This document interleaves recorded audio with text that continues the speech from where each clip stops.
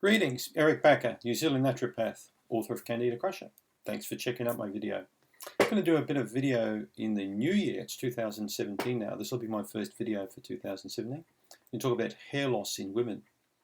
Not so much in men, I'll talk about that another time, but for women. So hair loss can occur for many different kinds of reasons. But some of the primary reasons I see with women will be hormonal problems. Now, different hormones are really involved. When it comes to losing the hair. And it also depends on the cause, of course. So the cause is something we need to look at very carefully. How old are you when you lose your hair? Are you a younger woman? Are you a woman who's just had a baby? Are you perimenopausal or menopausal? Or are you postmenopausal? So, estrogen, testosterone, and progesterone are very, very important hormones when it comes to hair, maintaining good hair. And hair loss can, in many cases, be attributed to an imbalance of one of these hormones. Thyroid hormones also play a very important role when it comes to maintaining good hair. And many women who have overactive or underactive thyroid, for example, can have a lot of hair loss. And this can often be found on the face, sort of like around the edges of the eyebrows. It could be pubic hair, it could be head hair. Older women, I find, 60 plus, when they start losing hair or getting balding around the top here, I start looking at testosterone and estrogen levels. I find those to be very important. When it comes to pregnancy, many women develop hair loss around pregnancy. They could have like brittle nails or hair problems. Many different issues can occur. And if we look at the hormone progesterone, for example, progesterone is very, very high during pregnancy, extremely high. But when you give birth to the placenta, the levels can drop from very high to very low overnight, very quickly. So progesterone is a critical one for hair loss, particularly pregnancy. So that's an interesting one I'll just explain to you a little bit about. So when you have the high level of progesterone during pregnancy, it makes you feel really good about yourself. Progesterone is a very important hormone, or what I call the feel-good hormone, right, for women. Progesterone helps to stop anxiety. It's a very strong anti-inflammatory as well, so it stops pain in the body. If you think about this big baby, this big lump here in front of you growing, it's going to put a lot of pressure on your lower back and your hips, on the ligaments and muscles and the whole pelvic region, and that's going to hurt like crap. So progesterone being, 500 times higher, even more, when you're at that stage in pregnancy than when you're not pregnant is very important because it's going to stop all that pain. But also remember, I may have mentioned in a previous video that the first drugs, the pharmaceutical drugs that were designed for anxiety were based on the molecule progesterone. So we also know progesterone is very important to stop anxiety. And this explains by many women who give birth, the placenta's gone, progesterone plummets to zero just about. It can take a while for them to ovulate again, and because progesterone comes up again with ovulation. So if they haven't got sufficient progesterone in their body, they're going to feel pain, they're going to be anxious, and then they've got a crying baby, and they can really add to the stress. So the adrenal glands make progesterone as well. So the ovaries make it, and the adrenals make it.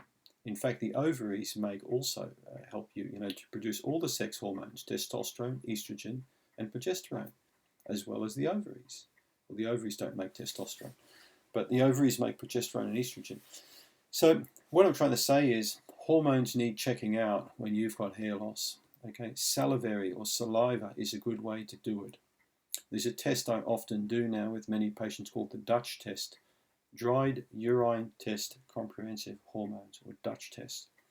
And that test can be done on women who've got their period, like their menstrual period, or it can also be done with big advantage when women are going through the change, perimenopause, or menopause or postmenopause.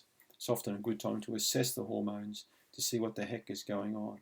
So if you're noticing things like anxiety, irritability, hair loss, memory loss, accelerated aging, vaginal dryness, no interested in sex at all that kind of stuff, many of these symptoms will often be together, and often hair loss is one of them, one of the big annoying symptoms.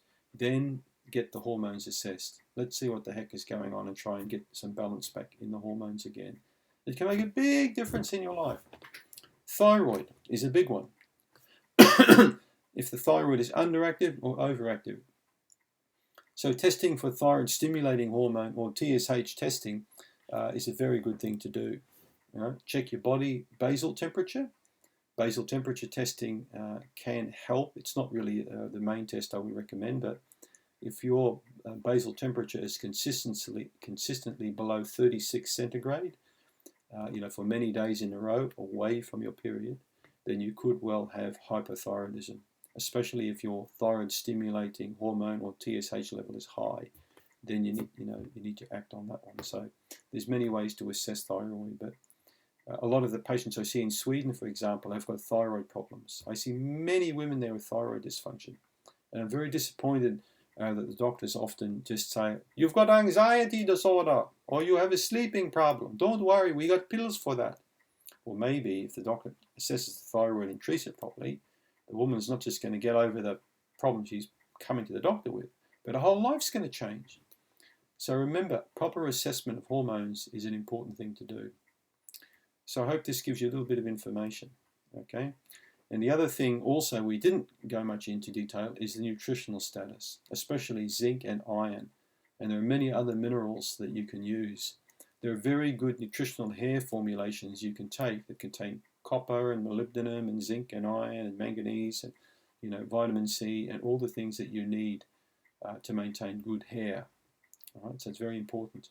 If your stomach has to work well, if you're going to take a dietary supplement when you get a bit older, take a good dietary supplement is a smart move, along with an omega-3 fish oil. I'm a big fan of that.